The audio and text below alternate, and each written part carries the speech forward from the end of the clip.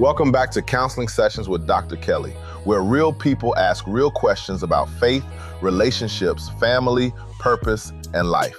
Here's today's question. Dear Dr. Kelley, I'm exhausted. Every relationship I get into seems to end the same way. Whether it's friendships, dating, or even people I meet at work, I always seem to attract people who use me, lie to me, disappoint me, or disappear when I need them the most. I've started asking myself if I'm just unlucky or if I'm the common denominator.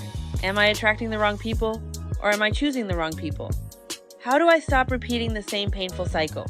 Signed, Emotionally Exhausted.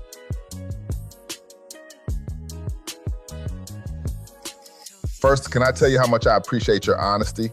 Because the moment you asked, am I the common denominator, you stopped blaming everybody else and started looking in the mirror. That's where healing begins. Now, hear me carefully. You don't attract what you want. You often attract what you're willing to tolerate. Let that sit for a second. Sometimes we keep praying, God, send me better people. And God keeps saying, raise your standards. Because the issue isn't always who's knocking on your door.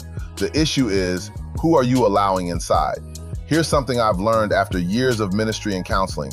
Broken people don't always recognize healthy love. Sometimes healthy feels boring. Sometimes peace feels unfamiliar. Sometimes consistency feels suspicious because chaos has become normal.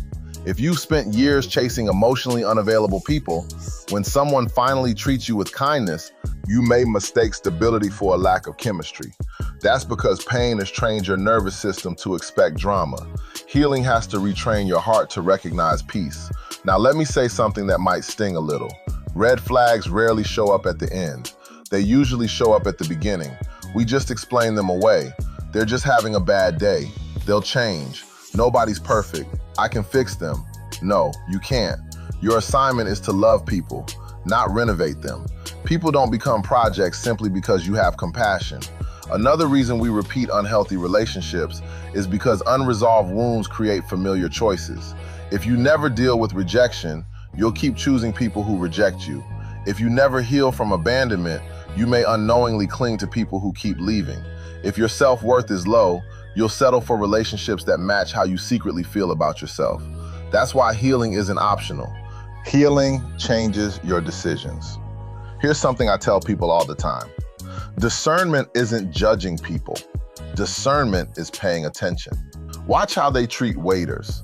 Watch how they handle conflict. Watch whether their words match their actions. Watch what happens when they don't get their way.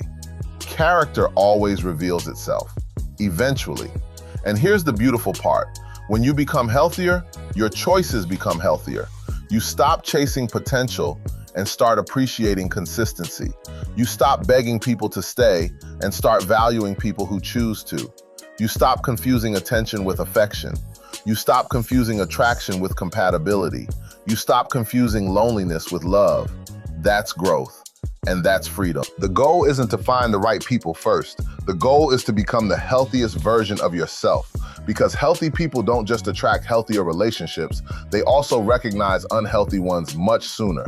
I'm Dr. Kelley, and this has been another counseling session. If you have a question you'd like me to answer, send it in. Your question could be the next conversation that helps someone else heal. Until next time, protect your peace, know your worth, and never settle for less than what God is preparing you for.